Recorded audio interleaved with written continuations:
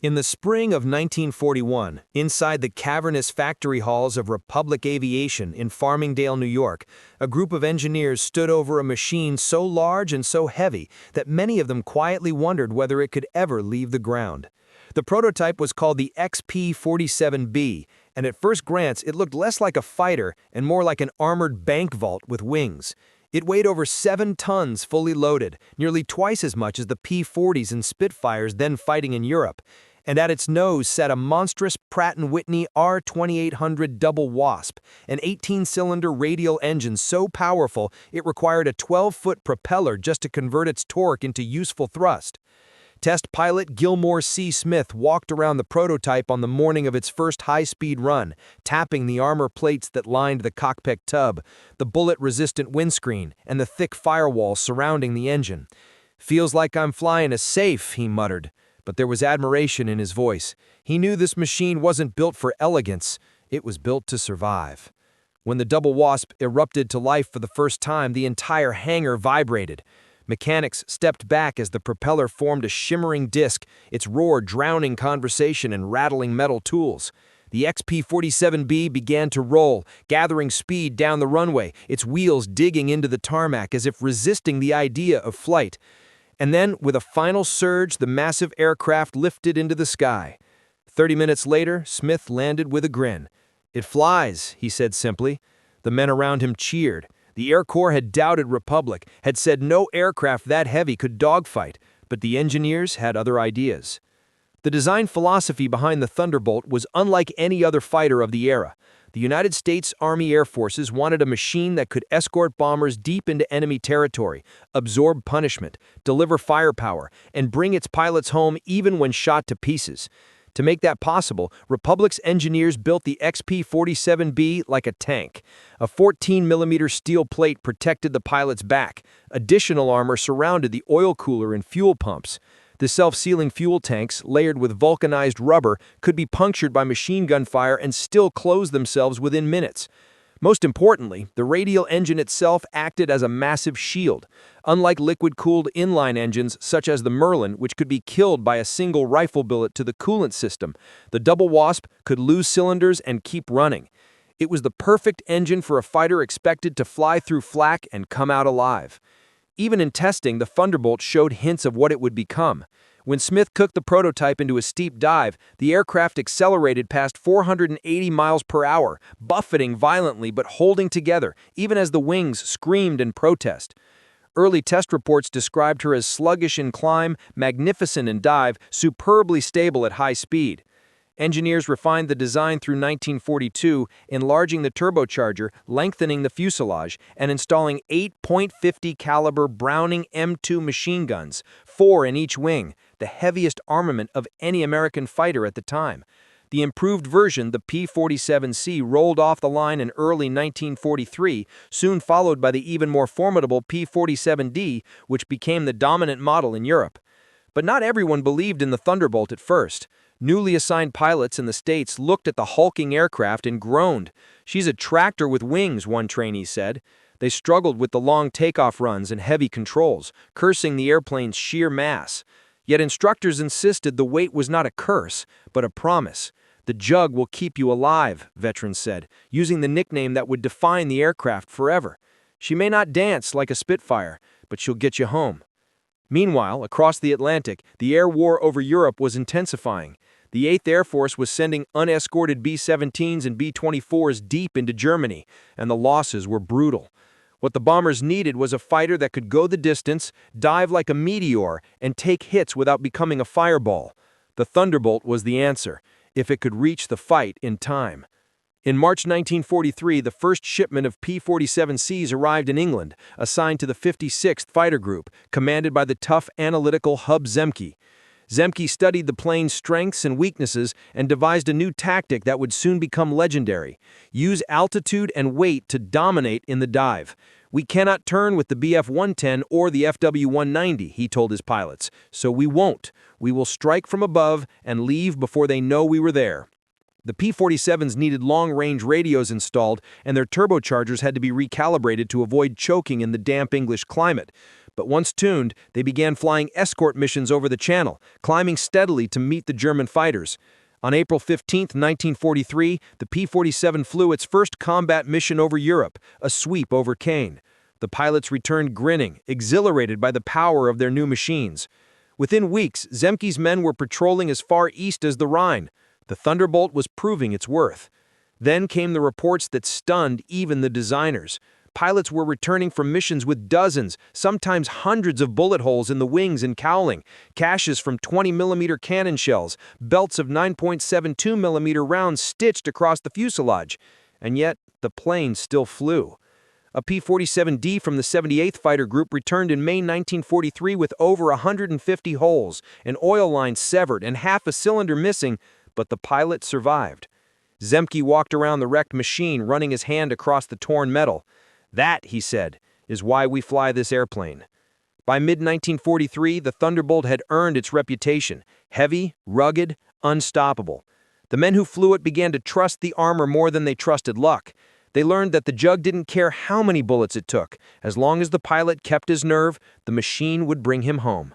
And in the skies above Europe, where survival often came down to inches and seconds, that promise was worth more than speed, more than beauty, more than any myth told by any other fighter pilots. The P-47 was built to endure, and soon, as the war pushed into France and beyond, it would be tested in ways even its creators had never imagined. When the first Thunderbolts of the 56th Fighter Group arrived at RAF Kingscliff in the spring of 1943, England was still wrapped in the gray chill of early April. The fields soaked with rain and the air crawling with exhaust from trains and trucks feeding the 8th Air Force. The pilots of Zemke's Wolfpack gathered around their new aircraft with mixed expressions. Some impressed by its size, others quietly horrified. The P-47 dwarfed every other Allied fighter on the field. Parked beside a Spitfire Mk9, it looked like an armored brawler standing next to a fencer. "Does it really fly with all that weight?" one pilot murmured. The crew chief next to him smirked. "Sir, it doesn't just fly, it refuses to die." The first combat escort missions revealed the truth quickly. The Thunderbolt was indeed slow to climb. German FW-190A4s and Bf-109G6s could spiral upward far more quickly, and the Luftwaffe pilots took advantage, diving from the sun to attack from above. But once the P-47 reached altitude and leveled off at 25,000 feet, the Double Wasp roared like an unleashed animal. In level flight, it was fast, far faster than its shape suggested, and in a dive, it was unmatched. Pilots discovered that when they pushed the nose over and rolled into a steep plunge, the Thunderbolt could hit 500 miles per hour without falling apart, streaking past German fighters who dared not follow for fear their wings would rip off. The Wolfpack began using this to deadly effect. Boom and zoom tactics, strikes from above, break the attack, climb again. The Thunderbolt's baptism of fire came over Caen on April 15, 1943. The mission was routine, fighter sweep ahead of the bombers, but the Luftwaffe was waiting. A swarm of FW-190s slashed into the American formation, cannons flashing. Captain Frank Euler felt his Thunderbolt shudder as shells slammed into his left wing. His cockpit filled with smoke, yet the aircraft kept flying. Oil pressure dipped, then steadied. He rolled inverted, dove hard to escape, and found that despite the damage, the controls still responded. He limped home across the channel, leaving a black smoke trail all the way to the coast. Inspectors counted more than 55 holes in his machine. Euler climbed down from the cockpit, knees shaking, and said only, "If I'd been in a P-38, I'd be dead." That same month, Francis Gabi Dobreski, a young Polish-American pilot with sharp instincts and a sharper tongue, made his first real test of the plane's toughness. On a mission over France, his P-47 was hit repeatedly by 20mm cannon fire. A round punched through the cowling, shredding the ignition wires. Another ricocheted off the armor plate behind his seat. A third tore into the right wing root. Dobreski lost turbocharger control and dropped out of formation. But the Double Wasp coughed, birched black smoke, and kept going. Dobreski glided the crippled aircraft for nearly 50 miles, coaxing power from what felt like a dying engine. When he finally landed at Manston, a ground crew sergeant stared at the wreck and muttered, "She's got no right to still be in one piece." Dobreski simply shrugged. She wanted to come home. The news spread quickly through the fighter command huts.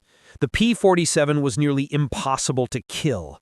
Unlike the P-51 Mustang or P-38 Lightning, whose liquid-cooled engines could be disabled by a single rifle round to the radiator or coolant lines, the radial double wasp could lose cylinders entirely and continue running on the remaining power strokes.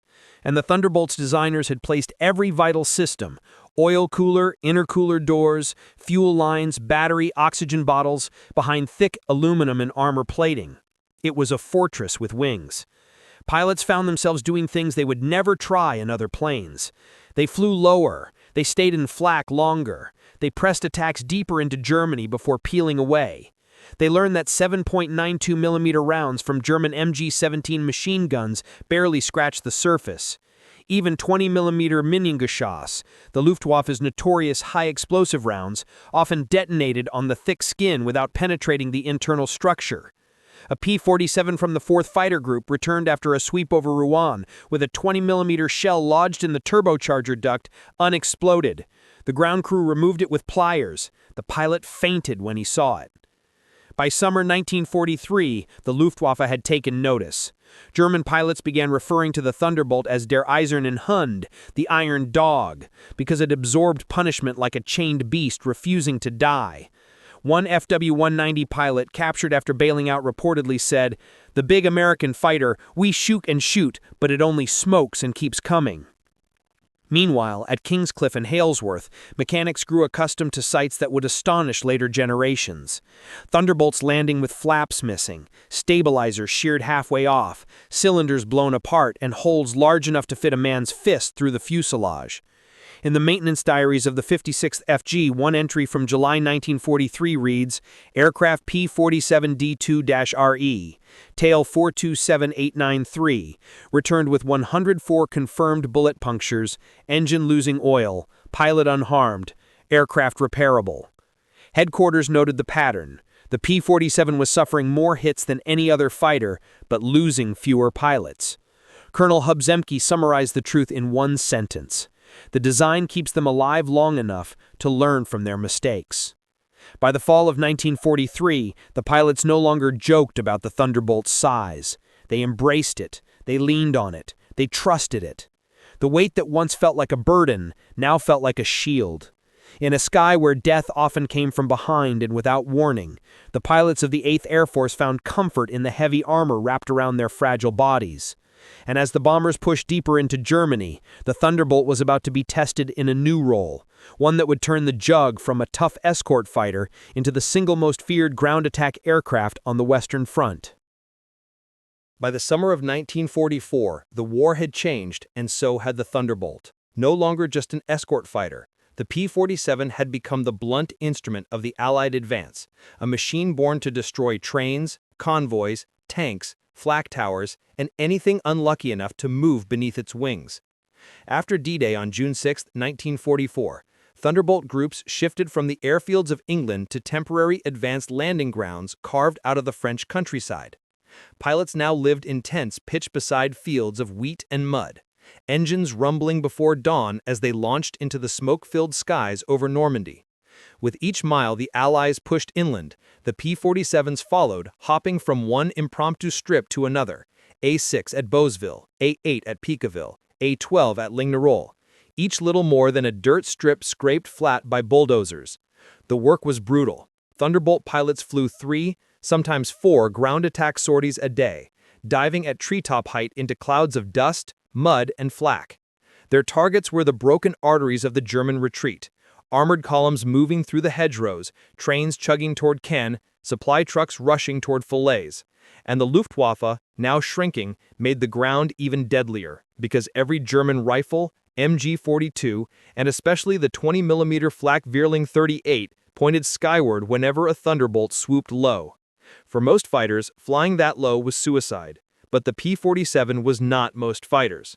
Lieutenant Raymond Knight of the 379th Fighter Squadron discovered this on July 18, 1944. His flight attacked a convoy near Saint-Lô, diving from 3,000 feet into a storm of tracers. His Thunderbolt shuddered as rounds hammered the wings and fuselage. One shell tore through the left wing root, another burst against the armor behind his seat, spraying fragments across the cockpit. Knight held the dive, released his bombs, and yanked the Jug back into the sky. On landing, the crew counted over 200 holes in the aircraft. The wings looked like Swiss cheese, but Knight walked away unscratched. "She's ugly, but God, she's loyal," he said, patting the battered fuselage. The reason was simple and brilliantly engineered. Most fighters of the era protected the pilot with a single armor plate. The P-47 surrounded him with a curved armored tub, 8 to 12 millimeters thick. The fuel tanks were self-sealing and placed low in the fuselage where hits were less likely. The turbocharger ducting ran along the belly in a thick armored channel. And the engine, that massive R2800, was a guardian angel of steel. A liquid-cooled engine like the Merlin in the Mustang could be destroyed by one bullet cutting a coolant line. A radial engine could keep operating even with an entire cylinder destroyed, shrugging off damage that would kill any inline power plant. As one pilot put it, the Germans had to shoot the Jug until they ran out of ammunition or patience. Nowhere was this truer than in the battles around Cannes, Saint-Lô, and the Falaise Gap. Thunderbolt pilots dove so low that branches sometimes lodged in their radiators. They came back with flaps missing, elevator cables frayed, canopies cracked. One P-47 from the 365th Fighter Group returned with its right horizontal stabilizer nearly severed, held on by little more than torn metal. And still the pilot survived the landing. The German commanders wrote bitter reports about the Thunderbolt's survivability. Oberstleutnant Hans von Luck noted in his diary during the retreat from Falaise, "The large American fighter would descend over our columns through fire so dense no other aircraft could endure it, yet it came again and again, as if immune." Allied ground troops began calling the P-47 the tank buster, though its bombs and rockets did most of the heavy lifting. Still, the plane's ruggedness made it possible. A Mustang hit by flak might catch fire. A P-47 hit by the same round might lose a panel, leak oil, and keep flying another 100 miles. In the 29th Tactical Air Command, more than 70% of pilots hit by ground fire survived, an astonishing statistic attributed directly to the Thunderbolt's armor and engine design. The psychological effect was equally real. Thunderbolt pilots walked to their planes with a confidence bordering on defiance. They knew that flying low-level attack missions over Normandy or Brittany was one of the most dangerous jobs in the war. But they also knew that they sat inside the toughest single-engine aircraft ever built. A pilot named Lieutenant Joe Laughlin summed it up after surviving a crash landing in a wheat field with his engine on fire and control cables half shredded. "If I'd been in anything else, I wouldn't be telling you this." By September 1944, the Allies pushed beyond the scene into Belgium. Thunderbolts roared over columns near Mons and Brussels, shredding retreating Wehrmacht formations. Every landing strip became a graveyard of battered Jugs, patched with new aluminum panels, bullet holes circled in chalk, oil leaks marked with red paint. Engines were swapped daily. Crews worked until dawn, but the pilots kept flying because the aircraft kept returning even when logic said they shouldn't. The Thunderbolt had become more than a machine. It was a shield, a fortress in the sky. The men who flew it now understood its purpose. Not elegance, not speed, not perfect maneuverability, but survival. Survival to complete the mission. Survival to fly again the next morning.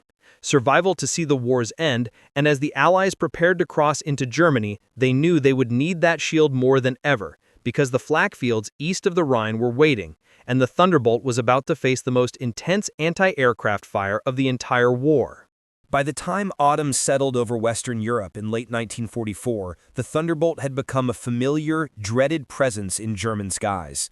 As Allied armies closed in on the Reich's borders, the P-47's mission shifted again, from breaking the German retreat in Normandy to smashing the armored heart of the Wehrmacht inside its own homeland. The pilots of the 9th Air Force now flew into a world of steel, fire, and black smoke, where every river line, rail junction, and crossroads sprouted flak guns like dark weeds. On the eve of the Battle of the Bulge in December 1944, Thunderbolts were hitting rail yards in Koblenz, troop concentrations in Aachen, and armored convoys creeping through the Ardennes. Germany was fighting with desperation, and the skies were thick with the fire of the 88mm Flak 36, the rapid bursts of 20mm Flak 38, and the chattering arcs of MG 42s. Many pilots later swore the air itself seemed filled with metal. Normally, no pilot would dare dive into such chaos, but the P-47 made it possible. The records from this period are astonishing. Jugs routinely returned with 60, 80, even 120 holes torn through their wings and fuselage. One aircraft of the 365th Fighter Group, flying support around Bastogne, limped home with more than 200 confirmed bullet strikes, a grotesque pattern of shredded aluminum and torn fabric, but the pilot stepped out without a scratch. The crew chief stared at the wrecked machine like a man seeing a ghost. "She shouldn't be here," he whispered. "But she is." Such scenes became routine during the winter of 1944-45. Thunderbolts operated in snowstorms, fog, and freezing rain, diving through cloud breaks to strike German armor attempting to break through the Ardennes. Every village hit a flak trap. Every forest clearing held a half-track with quad 20s waiting for a silhouette in the sky. Yet the armored spin of the Jug, the radial engine with its thick front cylinders, and the self-sealing fuel tanks kept pilots alive. The Luftwaffe, now fractured and outnumbered, shifted to defense. But even when German fighters did rise, Bf-109 G-14s or the final FW-190 A-8s, they quickly learned not to waste ammunition on the Thunderbolt's armored front. A Luftwaffe report intercepted by Allied intelligence in January 1945 described the aircraft bluntly. American P-47 requires sustained fire, aimed for tail surfaces or canopy. Engine and fuselage frequently resist 20mm shells. Even German ace Erich Ruderhofer commented after the war, "The Thunderbolt was huge. We fired at its front and it kept coming. It was not pleasant." On the Allied side, the 56th, 78th, 358th, and 362nd Fighter Groups tore across Germany in near-constant sorties. They strafed trains in the Ruhr Valley, bombed tank depots, and destroyed thousands of trucks trying to reinforce the collapsing Western Front. The Jug thrived in this brutal work. Its thick wings held heavy bombs, 500-pounders even, 1,000-pounders, and its .850 caliber Brownings ripped through locomotives and armored cars with frightening reliability. Pilots learned to trust the aircraft with their lives. Captain Robert S. Johnson, already a legend by 1944, survived dozens of missions with flak holes peckering his machine. Once, his P-47 returned with half the rudder gone, both wing roots torn open, and the oil pressure near zero. He still managed to land. "Any other plane would have folded like paper," he said afterward. "The Jug just shrugged." During the bulge, the aircraft's survivability reached mythic status. On December 24, 1944, Lieutenant Richard E. Mills of the 365th Fighter Group was hit by flak near Hauffalize. His P-47 shook violently, oxygen lines severed, canopy cracked, electrical system failing. He descended to treetop level, flying half-blind through snow squalls. When he crossed friendly lines, he realized his landing gear wouldn't deploy. He belly-landed in a snowy field. The Jug skidded 100 yards, stopped, and he climbed out untouched. His crew counted 187 holes in the fuselage, wings, and tail. The aircraft was scrapped. Mills was back in the air 2 days later. Stories like this circulated in every mess tent. Some pilots said the Jug must have been welded from battleship armor. Others joked that Republic had built it with leftover train parts. A sergeant in the 362nd Fighter Group put it simply, "That airplane just doesn't know how to die." German flak crews, exhausted and freezing in the winter mud, learned to fear the deep-throated growl of a Thunderbolt engine overhead. When a flight of Jugs dived, the ground shook. Fuel trucks exploded, tanks burst apart, rail cars split like tin cans. But just as terrifying was watching the same aircraft pull up through black clouds of shrapnel and keep climbing, riddled but alive. By early 1945, as Allied forces pushed toward the Rhine, the Thunderbolt's reputation was sealed. It was not the sleekest fighter, not the fastest climber, but it was the one that brought men home, again and again, even when it shouldn't have. Pilots of the 9th Air Force often gathered around a returned Jug, running their fingers across fresh holes in the skin, sometimes dozens in a single square yard. "How many hit you today?" one would ask. "Enough," the answer would come, and he would smile, because he had lived. The P-47 was more than a weapon now. It was a companion in survival, a beast of steel and fire that faced down the most vicious air defenses in the world and refused to break down. And as the war neared the end, its pilots knew one truth with absolute certainty: they would not have survived in anything else. When the guns of Europe finally fell silent in May 1945, the airfields of the 8th and 9th Air Forces were littered with the battered, oil-stained bodies of the machines that had carried victory on their wings. Among them, the P-47 Thunderbolts stood alone, massive, scarred, and unmistakable. Some sat with patched fuselages dull under the spring sun. Others rested on their bellies, landing gear shot away months earlier. And a few still bore the chalk marks of maintenance crews, counting bullet holes: 70, 120, 180, sometimes more than 200, numbers that seemed more like statistics from artillery duels than fighter missions. By the war's end, 15,683 P-47s had rolled off assembly lines, more than any other American fighter.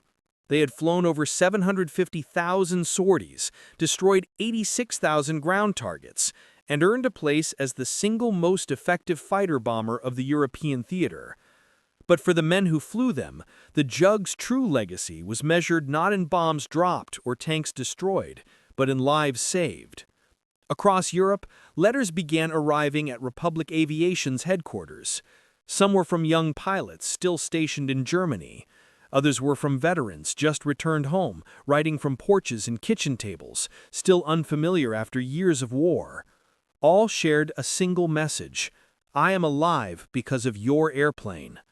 One letter, written by a pilot of the 362nd Fighter Group, read, "I took a 20mm shell in the nose, another in the wing, and a burst across the belly tank. Everything that should have killed me did not. I landed with fuel leaking, hydraulics gone, and half an aileron missing. My crew chief cried when he saw the damage.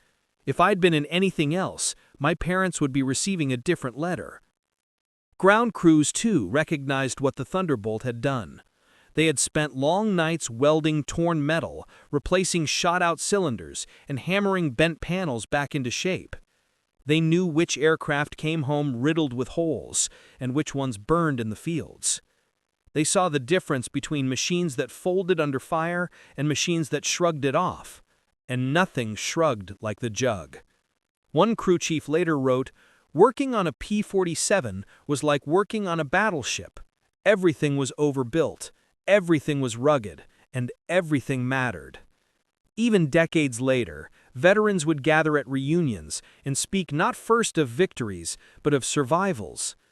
They recalled the smell of oil in a burning cockpit, the scream of flak tearing through aluminum, the shudder of the airframe as cannon shells slammed into the wings.